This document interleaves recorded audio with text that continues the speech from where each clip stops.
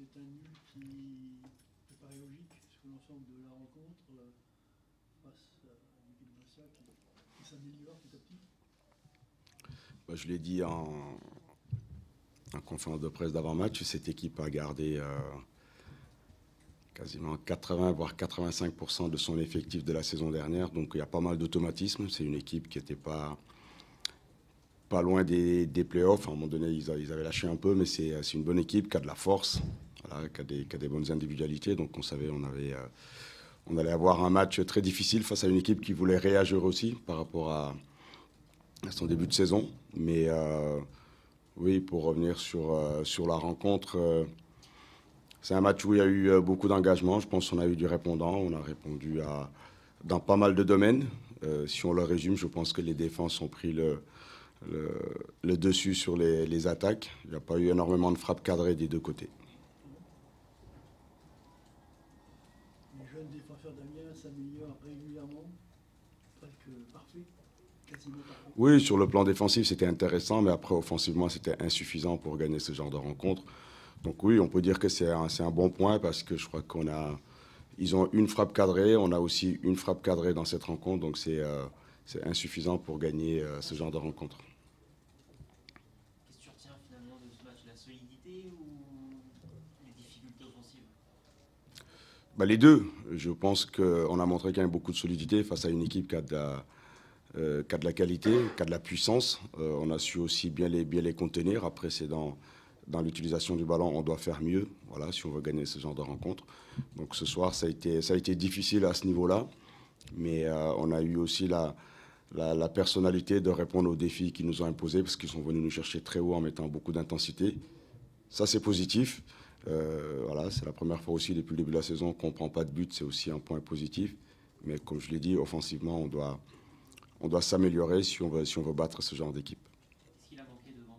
C'était des erreurs techniques Oui, il y a tout. C'est des jeunes joueurs. Hein. C'est des jeunes joueurs qui sont aussi. On a beaucoup d'absents. On a perdu nos deux meilleurs joueurs offensifs. Et voilà, il y a Yann qui est arrivé, qui s'est blessé aussi en sélection.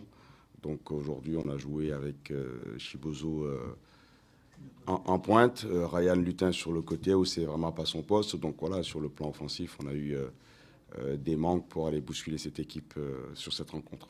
On parle de manque offensif, Omar, mais est-ce que tu es d'accord pour dire que ça démarre un peu plus bas ce soir, notamment en première mi-temps, vous avez des difficultés à sortir du pressing, où votre milieu de terrain a été étouffé pendant 45 minutes, avant même de parler du secteur offensif? Ça, c'était le scénario de ce match. On savait qu'ils allaient venir nous chercher très haut. C'est une équipe qui avait besoin de réagir. Donc, quand c'était possible, on est sorti. Mais sur leur temps fort, oui, évidemment, ils ont mis une bonne pression. Voilà, ils nous ont obligés à jouer long.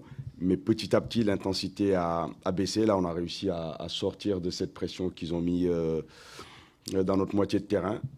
Et par la suite, voilà, les situations, on les a mal jouées pour pouvoir les piquer et les faire reculer. Titularisé en Chibozo, c'est la première fois, je crois que tu titularises un choix par défaut, ou ce qui t'a montré à l'entraînement, t'as peut-être mis un peu la puce à l'oreille pour faire débuter? Non, comme je l'ai dit, on a eu beaucoup d'absents. Donc sur ce match-là, les choix, c'était soit Chibozo, soit Matistou pour jouer en pointe de l'attaque, parce que Yann s'est blessé en sélection. Et par rapport à la semaine, voilà, Chibo a montré des bonnes choses, raison pour laquelle il était titulaire sur cette rencontre. Mais comme je l'ai dit, c'était, voilà, pour moi, sur le plan offensif, c'était voilà, trop juste pour battre cette équipe bastiaise. C'est grave, Yann, ou pas? On va faire les examens pour en savoir un peu plus. Il s'est fait mal en sélection, donc il n'a pas pu prendre part aux séances d'entraînement ni à cette rencontre. Voilà, pour pallier les absences là, en pointe, il faut quoi? Il faut un peu de dépassement de fonction des ailiers ou... Non. Le dépassement de fonction et l'engagement, ça suffit pas. Voilà, ça suffit pas. Donc voilà, quand on joue ce genre d'équipe, ouais, il nous faut plus de qualité pour pouvoir gagner cette rencontre. Malgré tout, les joueurs se sont battus. Voilà, je pense qu'ils ont répondu présent aux défis que les Bastiais nous ont imposés. Là-dessus, il n'y a rien à dire. On a fait preuve de beaucoup de personnalité.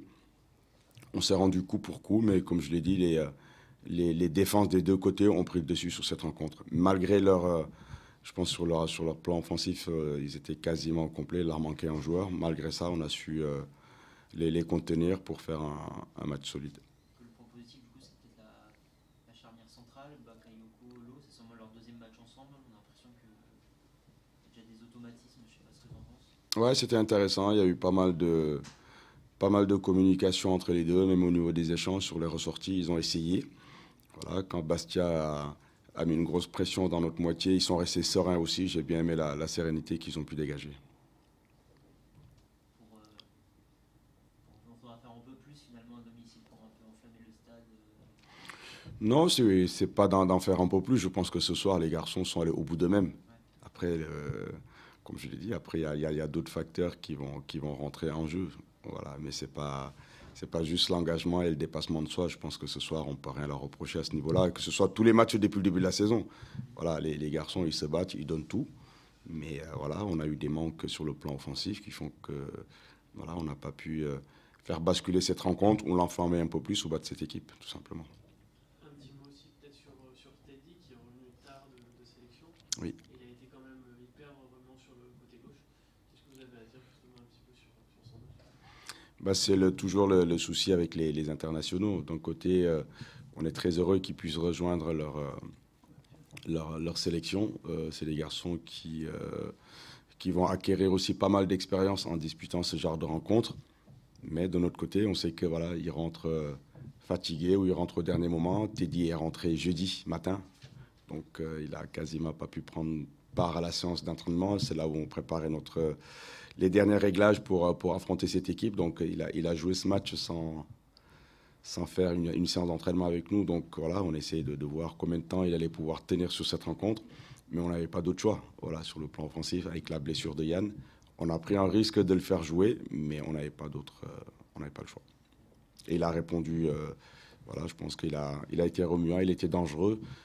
La plus grosse occasion pour Amiens était à sa faveur. Donc je pense qu'avec un peu plus de réussite, il aurait pu ouvrir le score. Mais je pense qu'il fait un match correct malgré le déplacement qu'il a pu enchaîner. C'était trop tôt pour faire débuter Ilyes Samache. Ilyes, oui, je pense qu'avec Schalke, il n'a pas énormément joué. Même si c'est entraîné, même si c'est préparé, donc il n'y a rien qui remplace les matchs. Aujourd'hui, on voit que c'est un garçon qui n'est pas prêt. Voilà, là, il est rentré, je ne voulais pas non plus le lancer trop tôt, il est rentré un quart d'heure, et puis on a vu que voilà, même sur ce quart d'heure-là, ça a été difficile. Donc voilà, il va falloir du temps pour qu'il retrouve son meilleur niveau, mais pour l'instant, on voit que c'est encore juste, il manque de rythme.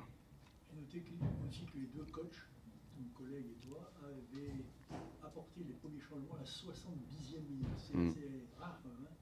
Vous attendiez à ce que la décision se fasse avec les joueurs en place.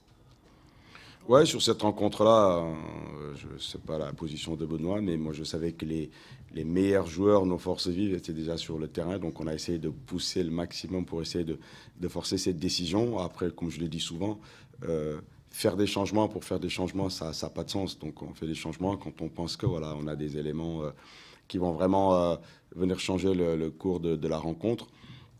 Et vu le scénario, vu comme ça se déroulait, pour moi, il n'y avait pas lieu de trop changer les choses. La preuve, ça nous a pas transcendé sur cette fin de rencontre, mais on continue à travailler.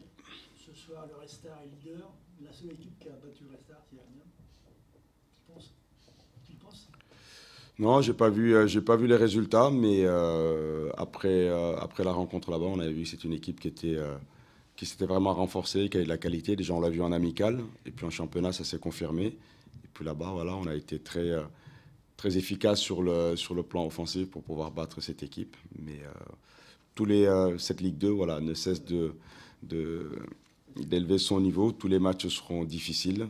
Ce soir, voilà, on a le mérite. Quand on ne peut pas gagner les matchs, il faut savoir aussi ne pas les perdre. Donc sur le plan défensif, je suis satisfait de ce qu'on a produit, mais sur le plan offensif, je reste sur ma faim.